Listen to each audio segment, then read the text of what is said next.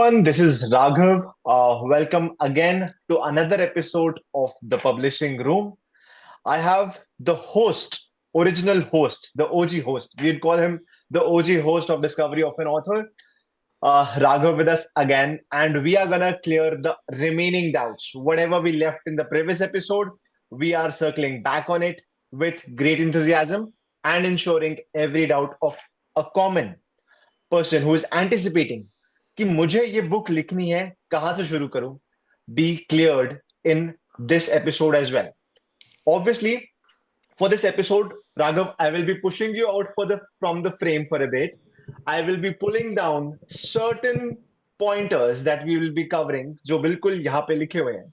And guys, ये timeline जो आप देख रहे हो, ये pointers के साथ marked है. So इसका मतलब ये है, whenever you think that this point is something that you are confident and aware about, you can skip to the next point. Also, please feel free to navigate this entire video at 1.25x or 1.5x speed, whichever suits you the best. Welcome back, Raghav, to another episode of The Publishing Room. Thank you, Raghav. It's really fun doing these episodes. I think this is very informative and people need to know about these, whatever we are discussing. I think it's very important. Absolutely, Raghav. So, Raghav, we did touch upon certain topics in the previous one, and I believe we have set the fundamentals right. We are moving into the right direction, and there are certain topics that need to be explored in a deep dive or a drill down approach. So, I will be starting from the first pointer that I have also mentioned to the audience, which is what's the most common misconception that authors in 2025, 2026 have when they are approaching the traditional publishers. I want to understand, you have spoken to multiple authors, right? And you do get certain feedbacks or certain understanding of how their approach has been.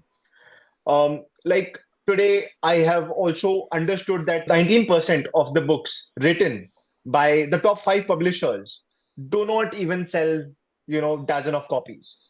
So this was one of the facts that I will request the editor team to actually put in the video itself. I want to understand more. What are the misconceptions that authors have and they approach publishers with it? I think, so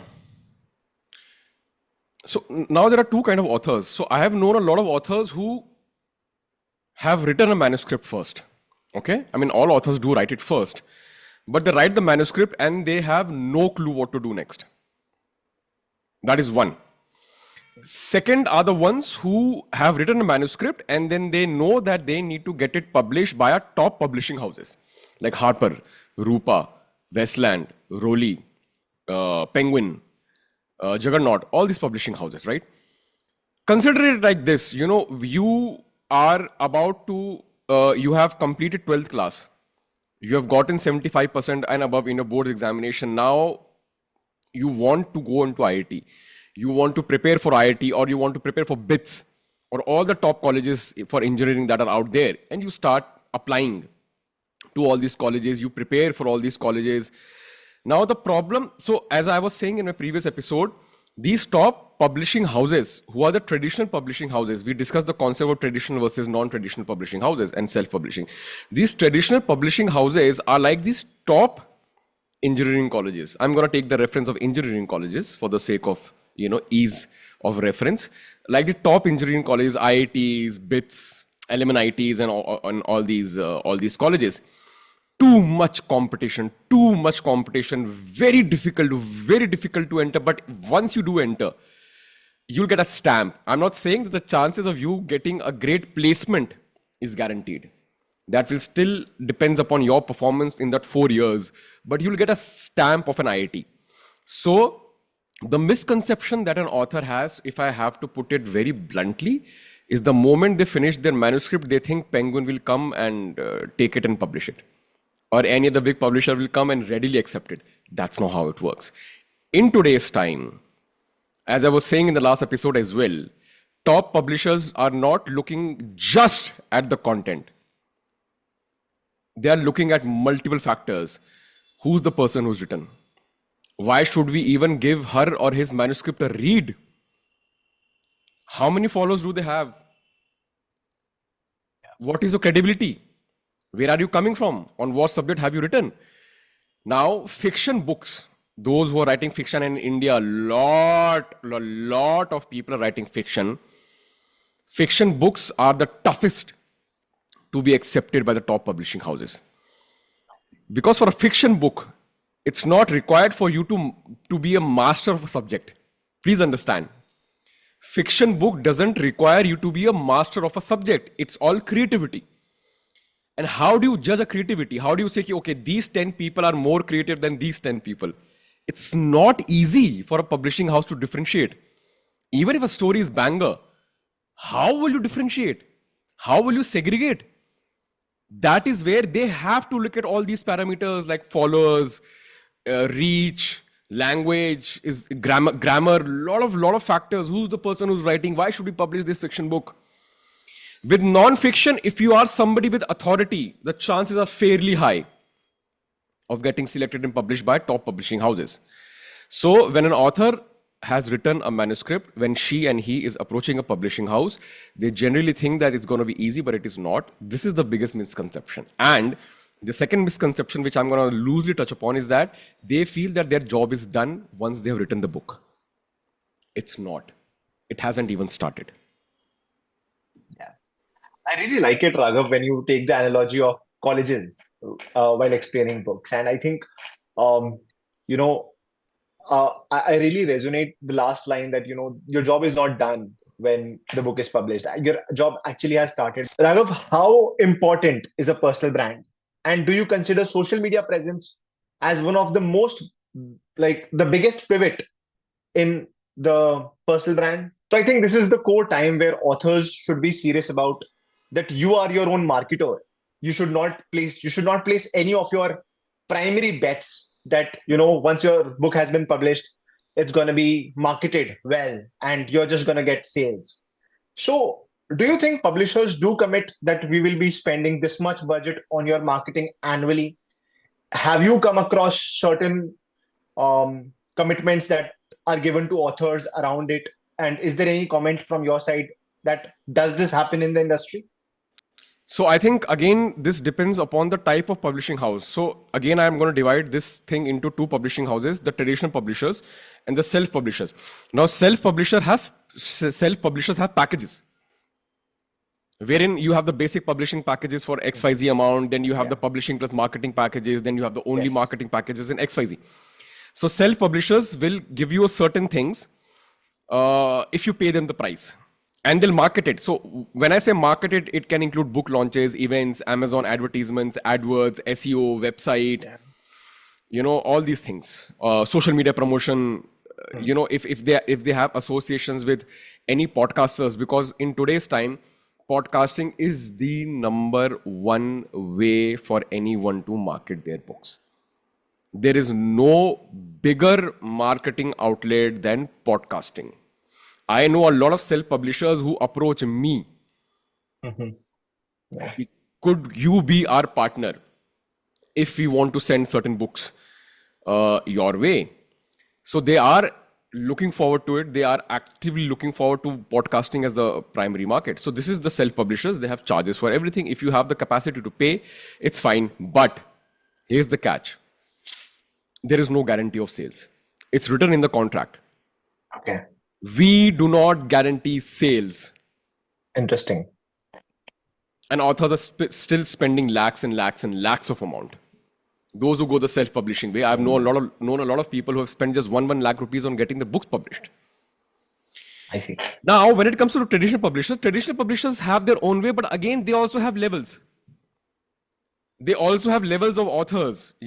They are going to market. The proportion in which they are going to spend their own money to market a book is when they have calculated the ROI that a particular author's book can get. Let's say Penguin publishes Shashi Tharoor and Penguin publishes someone like me, who's a first-time author, but I have written a banger of a book. Okay? Whom do you think, on which author do you think Penguin's going to spend more? I am also published by Penguin. Tharoor is also published by Penguin. On which author do you think they're going to spend more money in marketing? Mr. Tharoor. Why is that? So my guess is that he's already having an audience. Absolutely. I think that is. He has a readership. He has a reader base. Yeah. If they're gonna spend 5 lakhs, they know they're gonna earn 50 lakhs in the next 7 years. Mm, great. Because they have a very strong distribution channel. Yeah, Their but Raghav, distribution I will. channel is higher than that of the self-publishers. A self-publisher's distribution channel is majorly limited to Amazon. Got it. You were saying something. Yeah. Raghav, I will come to how, social media or the brand presence is actually the pivot to this. But, in the previous statement, you also mentioned that fiction is the hardest in a Yeah. certain way. Yeah. So, before I uh, go to the social media understanding, brand presence understanding, I would just want to tell you and the audience that in the next episode, we will be covering a case study where I will represent as somebody who is an expert for 20, 25 years in one particular niche. I, being an academic expert in a particular subject, which is mastered in the education field. And third, I will also play that I am a fictional story writer who has creative, beautiful stories. And Raghav, I will be discussing the marketing points and the way I should be approaching the publishing journey or being an author journey differently for these three examples. So if anybody is interested and is actively listening to this podcast, you know the red button below. You know that you have to subscribe and you cannot really miss out on the next episode because we, Raghav and Raghav, are going to enlighten you with the actual tips that you need. So, Raghav, do you first would want to say anything to the audience who's listening to this actively and is a budding author right now with any information that you would want to give them for the upcoming podcasts? I mean, I think, as I said, these informations are very much required. When I was also running my self-publishing company, a lot of authors were unaware of a lot of things. I think and I do not see a dedicated platform on YouTube right now, specifically in India. It's there in abroad. Yeah. It's absolutely there abroad. Their ecosystem is very mature, extremely mature. In India, I do not see people talking about such things or telling the steps or telling the entire ecosystem of publishing, writing, journaling, marketing. Eventually, we'll be talking about writing a manuscript as well. The tools and technologies and techniques that you could use, how you can be smarter, how you can be smarter in approaching publishers, and a lot of other things coming our way. So definitely save this episode, like and subscribe. That has to be important. Otherwise, you won't get notified of our next episode. Correct. And this playlist is exactly in the description. So if you have missed out on any of the episodes of this entire the publishing room series, you can refer to the playlist link that we are putting down in the description for your convenience. Must bookmark. Moving on, Raghav, I would want to talk about Raghav. You generally touched upon Mr. Shashi Tharoor, who has his audience base, but see, he has been a politician and a very commonly known figure because of the mass media at the moment. Authors do not have an understanding of how even to leverage social media right. Many of the authors who even are, experts in the field who have written two, three books do not even get the opportunity to be published on a TV channel or, being called out that often. People do not get invites for the most common podcasts either. It is very difficult in social media at the moment as well. Since social media is also getting cluttered, specifically Instagram, where the platform is, just algorithmic and just trying to push everybody who's trying to talk about trendy topics. So, as an expert, do you think there is a way to social media? See, I'll take a different perspective over here. Okay, just because, so I'll give an example. Let's say all of your friends are married. That does not mean you should get married. That should not be the reason for you to get married. Why do you get married? Why do you want to get married when you already are, let's say, in a relationship with someone that you really cherish? You value that relationship, you value that commitment, you want to take it to the next step. You have something, that is why you want to take it to a different level. Understand the logic. In this case, you have a stable and a loving relationship with someone and you want to leverage this relationship and culminate into a marriage. That's the logic, right? Similarly, similar concept applies to authors. You can only leverage social media when you have something to leverage. when you have something to say. The problem is not about leveraging social media. The problem is authors are not writing. The only writing they do is to write their books that will come out once in 2 years. You think your book can keep you relevant for 2 years? I took an example of Shashi Tharoor. Let's leave that example. I'll take you an example of my personal hero. Two people that I really admire, those who have cracked amazing level of success in Indian book ecosystem. Devdutt, Pattanaik and Chetan Bhagat. They have been writing regularly, twice weekly or 3 times a month on their blogs, on their websites, silently increasing their subscriber list. They are not waiting for their book to be released so that they can be relevant. If I'm a runner, I cannot just go on the date of the marathon to run a 21 kilometer or a half marathon or a full marathon. I have to run daily. Yeah. And then only I will be able to leverage my nutrition and strength training, because I know I am running daily. Authors are not running daily. Because it cannot be in India, it is not a full-time thing. So they have to take out time from the daily schedule to write. Once after 2, 3, 4, 5 years, they're able to write one manuscript. They're like, ab isko hi aage leke jana hai. But if you're really serious about increasing your followership, your books alone will not get you that. If you want to leverage social media, you need to have something to leverage it. You cannot reverse engineer it. Ki, okay, I want to leverage social media, so let me write. You have to write something so that you can leverage social media. You need to have a blog. You need to write something. If you're a fiction writer, write any stories, na? Any stories. Chetan Bhagat is a fiction writer. He used to write non-fiction. He used to write about his opinions on politics. And that is how he got a dedicated column on Times of India. Same with Devdutt Pattanaik. They are historians. He keeps on writing about a lot of things. Amish Tripathi keeps on writing about a lot of things. They never stopped writing. And because they never stopped writing, they found multiple revenue streams by leveraging social media apart from their book sales.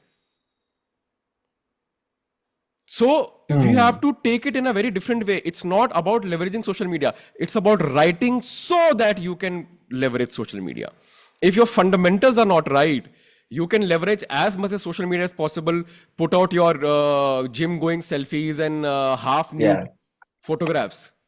Then you're not an author. Then you're just a person who's trying to get likes and views. If you're an author, if you're serious about growing your followership and leadership, your books cannot be the only medium in which you write. You have to regularly keep on writing. That's I would also, that's very well thought that you took an example of Chetan Bhagat as well, because this is something that, most people know. By the way, he's a genius. I don't give a shit what people say about him. He's a genius. Raghav, I would also like to talk about my personal favorites, like how I resonate to Durjoy Dutta. And after COVID, I specifically started reading Ravinder Singh as well. But I would want to specifically quote of how I resonated to the Durjoy Dutta, because as somebody who is listening to this and trying to become an author, they would want to know about what does it come in my mind, why I resonate to Durjoy Dutta, because I think he touched upon he creates reels with his wife and with his family over Instagram, where he talks about how he was in childhood, what traumas did he actually trigger during childhood, and losing friends, losing not choosing cricket, or choosing cricket. These are certain he makes slightly vlog type reels or reel type vlogs, however you would want to call it, but they're very relatable. So I'm very interested in that person of what he has written next. Somebody with that clarity, writing something and creating vlogs as well, which are really good and resonating. He must have touched upon something, and that curiosity builds up when he publishes a book. I'll have something to say over here on Durjoy Dutta. Durjoy Dutta is a good-looking dude, first of all. He looks like a character from one of his books. You look at that man and you can see he is a stud. He knows how to break hearts. That is one. He's got a picture perfect family, touch wood. Okay. He's able to leverage that. But what he's able to do, only 1% of the author community can do. Not everybody can do. But what 100% of the author communities can do is to write. Raghav, are platforms like Substack or Wattpad dead? Do you still think that they are legitimate? Yeah, in my mind, Instagram is just one of the social media platform. If I were an author, if I were to do the same things to get more traction, I would primarily focus on my website, blog writing, and subscriber list of that blog. Second, I Okay. would then select any other platform in which I am comfortable. I am comfortable in Medium. Okay. I would want to build my profile on Medium because all the authors on Medium, by the way, for those who don't know, Medium is the YouTube for writers. Yeah. Medium is the YouTube for writers. What that means is that writers can write on Medium and earn money.